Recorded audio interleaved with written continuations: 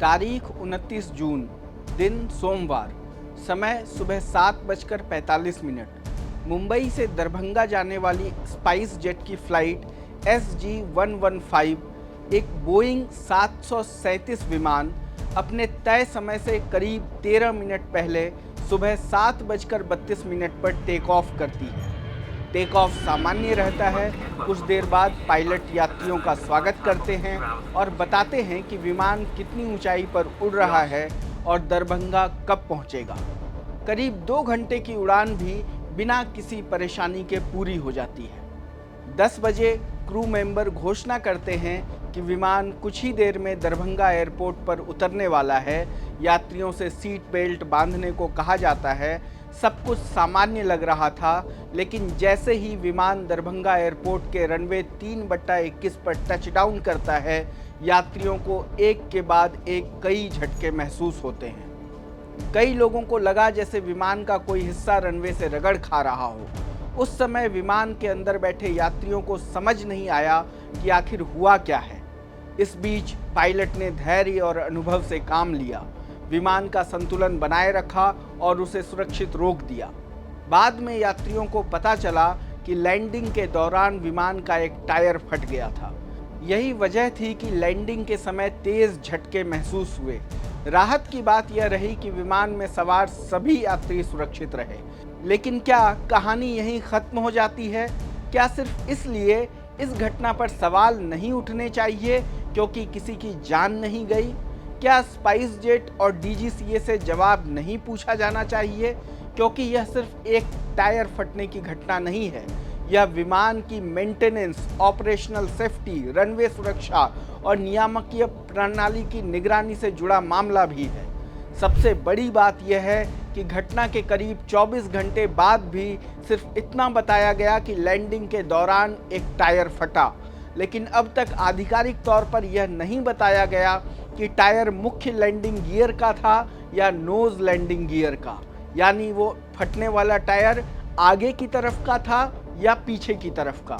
हम जानना चाहते हैं कि स्पाइस जेट का यह विमान आखिरी बार A चेक या B चेक के लिए कब गया था।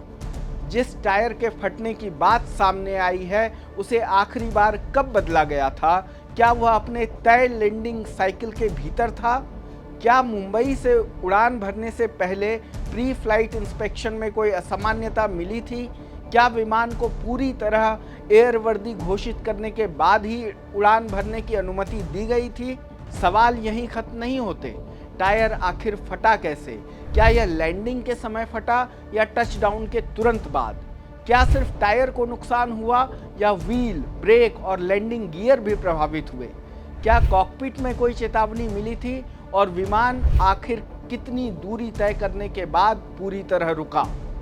अब बात DGCA की। क्या DGCA ने इस घटना की औपचारिक जांच शुरू कर दी है? जांच कब तक पूरी होगी?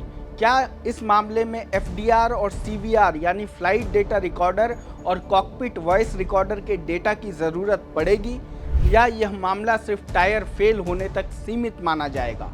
क्या स्पाइस जेट के दूसरे बोइंग 737 विमानों के टायर और लैंडिंग गियर की भी विशेष जांच होगी? क्या एयरलाइन के मेंटेनेंस रिकॉर्ड का ऑडिट किया जाएगा? इसी तरह एयरपोर्ट अथॉरिटी ऑफ इंडिया और दरभंगा एयरपोर्ट को भी यह स्पष्ट करना चाहिए कि क्या रनवे पर कोई फॉरेन ऑब्जेक्ट डिबियर्स यानी FOD मिला है जो इस घटना की वजह बन सकता है, क्योंकि यह पहली बार नहीं है जब स्पाइस जेट के विमान किसी तकनीकी या ऑपरेशनल घटना की वजह से चर्चा में आए हों। 12 सितंबर 2025 को कंडाला से मुंबई जा रहे स्पाइस जेट के Q400 विमान के टेक ऑफ के दौरान दाहिने लैंडिंग गियर का बाहरी टायर निकल गया था। 24 फरवरी 2026 को दिल्ली से लेह जा रही फ्लाइट SG-121 को इंजन में तकनीकी खराबी आने के बाद वापस दिल्ली लौटना पड़ा। 16 अप्रैल 2026 को लेह से दिल्ली पहुंची फ्लाइट SG-124 टैक्सी करते समय दिल्ली एयरपोर्ट पर पार्किंग एप्रन में खड़े अकासा एयर के विमान से टकरा गई और अब 29 जून 2026 को मुंबई से दरभंगा पहुंची फ्लाइट SG-115 के लैंडिंग के दौरान टायर फटने की घटना सामने आई है। इन सभी घटनाओं में राहत की बात यही रही कि कोई बड़ा हादसा नहीं हुआ। और सभी यात्री सुरक्षित रहे।